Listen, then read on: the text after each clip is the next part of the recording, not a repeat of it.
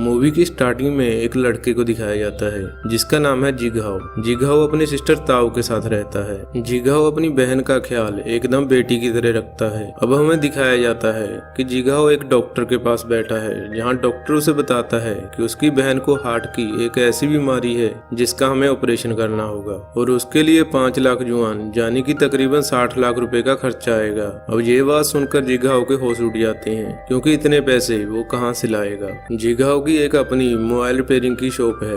अगले दिन जब वो अपनी शॉप पर जाता है तो उसे उसका एक दोस्त उसे एक वेयर हाउस में ले जाता है और कहता है कि मेरे पास तुम्हारे लिए 1 lakh second hand mobile phone का स्टॉक है और बोलता है कि ये फोन असल में जापान से रिजेक्ट होकर वापस आए हैं और इनमें बस छोटी मोटी कमी है। मैं जानता हूँ कि तुम इन्हें ठीक कर सकते हो और ये स्टॉक जिसका भी है वो जेल में है और काफी टाइम से ये सब यहीं पड़ा हुआ है। तुम चाहो तो तुम मुझसे ये सारे फोन 1 लाख जुआन में खरीद सकते हो और रिपेयर करके अच्छे दामों पर बेच सकते हो। अब जिगहाओ को भी लगता है कि बात तो सही है, लेकिन अब उसके पास इतने पैसे नहीं होते, इसलिए वो कुछ पैसे देकर सिर्फ एक मोबाइल खरीद कर अपने घर चला जाता है और घर आकर अपनी बहन से बातें करता है और उसको सुलाने के बाद मोबाइल को ठीक करने लग जाता है और पूरी रात काम करने के बाद उस फोन को आखिरकार ठीक कर लेता है। अब वो अपनी शॉप के डॉक्यूमेंट को गिरवी रखकर बैंक से लोन ले लेता है और फिर उन पैसों से 1 लाख मोबाइल को खरीद लेता है और ऐसा करने के बाद फिर वो एक दुकानदार के पास जाता है जो सेकंड हैंड मोबाइल वो उनकी शॉप चलाता है। वो उसको एक मोबाइल देता है और कहता है मैंने इसे ठीक किया है। दुकानदार मोबाइल फोन को देखकर कहता है वाह, ये तो बिल्कुल नए जैसा दिख रहा है और काम भी ठीक कर रहा है। इसके बाद जिंग उसे सारी बात बताता है और डील करता है कि वो उन 1 लाख फोन्स को धीरे धीरे ठीक करके उस दुकानदार को देगा और वो दुकानदार भी अच्छे दामों में बेचकर जिगहाओ का प्रॉफिट उसे देता रहेगा। डील फाइनल हो जाती है और जिगहाओ दिन रात मेहनत करके मोबाइल को जल्दी जल्दी रिपेयर करना शुरू कर देता है। कुछ ही दिनों में सरकार एक नया कानून लाती है जिसके तहत कोई भी सेकंड हैंड मोबाइल को खरीद या बेच नहीं सकता। अब देखते ही देखते जिगहाओ और उसकी बहन की सारी खुशियों पर पानी फिर जाता है। जिगहाओ सुबह दुकानदार के पास जाता है और उस कानून की वजह से वो दुकानदार मोबाइल फोन्स को खरीदने से मना कर देता है। अब जिगहाओ पहले से भी ज्यादा मुसीबत में आ जाता है क्योंकि उसकी बहन की तबीयत दिन प्रतिदिन बिगड़ती जा रही है और साथ में उसे दुकान के लोन की ईएमआई भी देनी है और अपने घर का किराया भी। रात भर वो इसी सोच में डूबा रहता है कि आखिरकार उसे क्या करना चाहिए। तभी उसके दिमाग में एक आइडिया आता है। अगली सुबह वो उसी कंपनी में जाता है जिस कंपनी ने उन मोबाइल्स को बनाया था। वो उनके मैनेजर को बताता है कि मेरे पास आपकी कंपनी के 1 लाख सेकंड हैंड फोन्स हैं। सरकार के नियम की वजह से आप इसको बेच तो नहीं सकते, लेकिन अगर आप चाहें तो उनके पार्ट्स को विदेश में बेचकर अच्छे खासे पैसे कमा सकते हैं। पर मैनेजर कहता है ये इम्पॉसिबल है क्योंकि पुराने पार्ट्स निकालते वक्त उसमें कोई ना कोई ऐसा डिफेक्ट भी आ जाएगा जिसकी वजह से वे पार्ट्स क्वालिटी कंट्रोल चेक में फेल हो जाएंगे। इस बात पर जिगहाओ कहता है सर मुझे खुद पर भरोसा है, मैं उन पार्ट्स को इतनी सफाई से निकालूंगा कि वो क्वालिटी टेस्ट में पास हो जाएंगे। मैनेजर कहता है कि अगर तुम्हें यकीन है तो ऐसा ट्राई करके देखो। अगर वो पार्ट्स क्वालिटी चेक को पास कर गए तो मुझे आकर बता देना। इन्हीं दिनों अब लोन रिकवरी वाले भी जिगहाओ को परेशान करने लगते हैं क्योंकि उसने अभी तक अपने लोन की एक भी ईएमआई नहीं भरी है। पर वो इन सब के बावजूद अपने काम में लगा रहता है और दिन रात एक करके एक मोबाइल के सभी पार्ट्स को बहुत ही सफाई के साथ निकाल लेता है और उनको क्वालिटी चेक के लिए भेज देता है। टेस्ट में वो सारे पार्ट्स पास हो जाते हैं, जिसके बाद जिगहाओ की खुशी का ठिकाना नहीं रहता है और वो सीधे मैनेजर के पास पहुंच जाता है। लेकिन इस बार वो मैनेजर उसकी बात पर ध्यान नहीं देता और उसे इग्नोर करने लगता है। जिगहाओ उसे कहता है कि सर मैंने 3 रात जाकर अपने सारे पार्ट्स को निकाला है, जिसके बाद ये टेस्ट में पास भी हो गए हैं जैसा कि आपने कहा था, तो आप अभी इन पार्ट्स को खरीद सकते हो। मैनेजर कहता है तुम पागल हो गए हो क्या? मैंने तुमसे टेस्ट पास होने के बाद मुझे बताने को कहा था, ना कि यह कहा था मैं तुम्हारे सारे मोबाइल्स को खरीद लूंगा।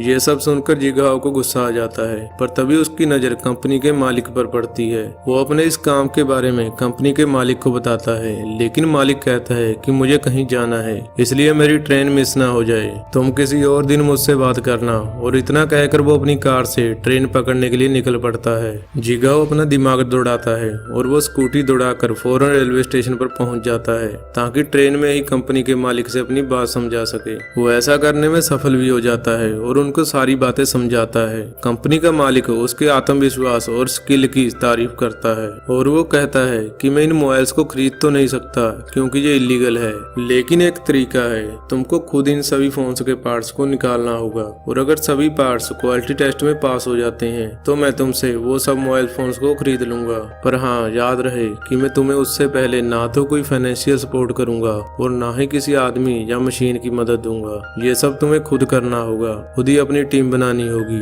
और जब ये काम हो जाएगा तो तुम मुझसे इस कार्ड पर कॉल करना, जिसके बाद आगे का काम मेरा मैनेजर संभाल लेगा। अब ये सुनकर जिगाओ पहले तो मायूस हो जाता है, लेकिन उसके पास इसके अलावा कोई रास्ता नहीं है, इसलिए अब वह अपने आप को समझा बुझा कर ट्रेन से उतर जाता है। अब जिगाओ अपनी दुकान बेच देता है जिससे कि उसका लोन चुका दे, और उसके बाद वो अपने स्कूटी को भी बेच देता है ताकि इतने पैसे इकट्ठा हो सके जिससे वो मोबाइल फोन रखने की जगह का किराया दे सके और काम करने वाली टीम की सैलरी को भी निकाल सके। मिस्टर लोग जिगाओ का इन सब में पूरा साथ देते हैं। वो दोनों मिलकर शहर में एक सस्ती जगह किराए पर ले लेते हैं और उसकी सफाई में लग जाते हैं, जिसके बाद सब कुछ सेटल हो जाता है और इसके बाद अपनी टीम को हायर करने की बात करते हैं। और यहाँ दिक्कत ये है कि जिनके पास ज्यादा पैसे नहीं है, इसलिए उसको ऐसी टीम चाहिए जो उससे या तो बहुत कम पैसे ले या तो अभी ना ले। इसलिए जिगाओ और मिस्टर लोग मिलकर पहले एक सिंगल मदर को हायर करते हैं जो एक वेटर का काम करती थी। उनको पता चलता है कि वह इलेक्ट्रॉनिक कंपोनेंट के बारे में अच्छा खासा जानती है,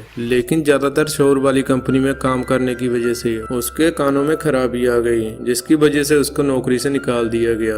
इसके बाद जिगाओ एक आदमी से मिलता है जिसका पिछली जॉब में अपने कलीग्स से झगड़ा हो गया था, जिसकी वजह से उसे निकाल दिया गया था और उसे काम की बहुत जरूरत थी, इसलिए वो उसे हायर कर लेते हैं। और एक जंग लड़का जो कि एक बहुत अच्छा गेमर है और पूरे दिन साइबर कैफे में बैठा रहता है, उसे अपनी शादी करनी है, इसलिए वो एक अच्छी जॉब करके पैसे कमाना चाहता है। वो जिन्हाओ को अपने साथ साथ अपने दोस्तों को भी उसे नौकरी में लगाने की सिफारिश करता है। जिगाओ उसकी बात मान जाता है। इसके बाद बाकी बचे कुछ लोगों में जिगाओ के कुछ रिटायर पड़ोसी शामिल हो जाते हैं जो चाहते थे कि जिन अपनी बहन का ख्याल अच्छे से रखे और उसका इलाज जल्दी से जल्दी करवाए। अब हायरिंग के बाद पूरी टीम अपने काम पर लग जाती है और वही जिगाओ भी अपने लिए एक काम ढूंढता है और वो सोचता है कि दिन में टीम अपना काम करेगी और उस समय वह अपना दूसरा कोई काम करेगा, और जब टीम चली जाएगी तो वह रात में जाकर फैक्ट्री में काम किया करेगा। अब वो दूसरा काम ढूंढने के लिए अपने एक दोस्त के पास जाता है,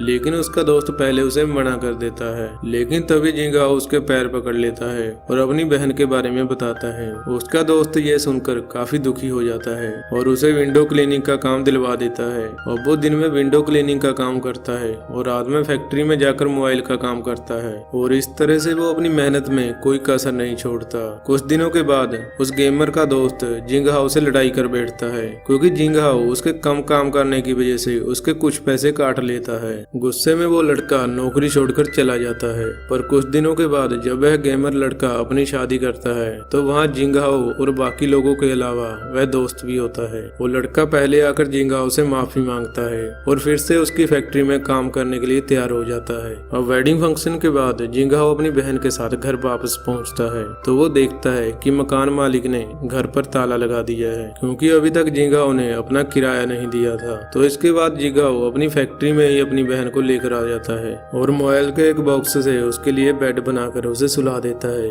अपनी बहन की ये हालत देखकर जिंग बहुत रोता है।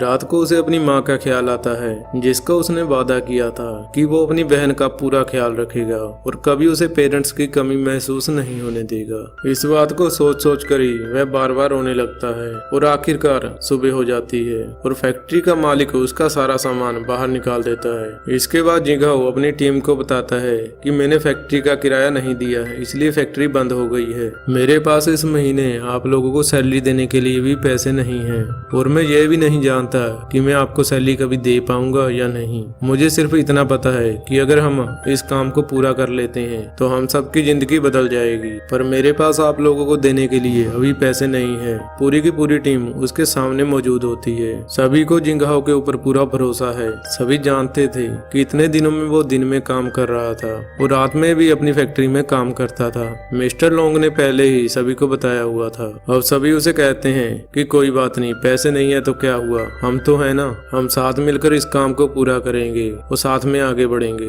ये बातें सुनकर जिनको भी अपना आत्मविश्वास फिर से हासिल होने लगता है और फाइनली सब डिसाइड करते हैं कि अब वो अपने घर पर मोबाइल्स ले जाएंगे और वहाँ से ही सीधा उन पर काम करेंगे। वो धीरे धीरे सभी ऐसा ही करते हैं। वो देखते ही देखते सारे मोबाइल्स कार्स के पार्ट्स पूरी टीम सफाई से निकाल लेती है। अब पूरी टीम काम खत्म होने के बाद सभी पार्ट्स को कंपनी के पास क्वालिटी टेस्ट के लिए भेजती है। कुछ दिनों के बाद में उस कंपनी का मालिक पूरी टीम को अपने ऑफिस में बुलाता है। वो जिंगहाओ को कहता है कि आखिरकार तुमने खुद को सही साबित कर ही दिया, तुम्हारे सारे पार्ट्स ने टेस्ट पास कर लिए हैं। इस बार जिंगहाओ पूछता है, सर क्या आप सारे पार्ट्स को खरीद लेंगे? तो मालिक कहता है, हाँ मैं तुम्हारे सारे पार्ट्स को खरीद रहा हूँ, वो साथ में तुम्हें 2 साल का कॉन्ट्रैक्ट भी देता हूँ, जिसके लिए तुम्हें 50 लाख जुआन का एडवांस मेरा मैनेजर दे देगा। ये सुनकर जिंगहाओ के रोंगटे खड़े हो जाते हैं। आखिरकार उनकी बरसों की मेहनत का फल उन्हें मिल ही गया। वो जिंगहाओ ने जो बोला था वैसा ही किया। उसने आखिरकार अपने साथ साथ अपनी टीम की भी जिंदगी बदल दी। इसके बाद वो अपनी बहन का इलाज करवाता है।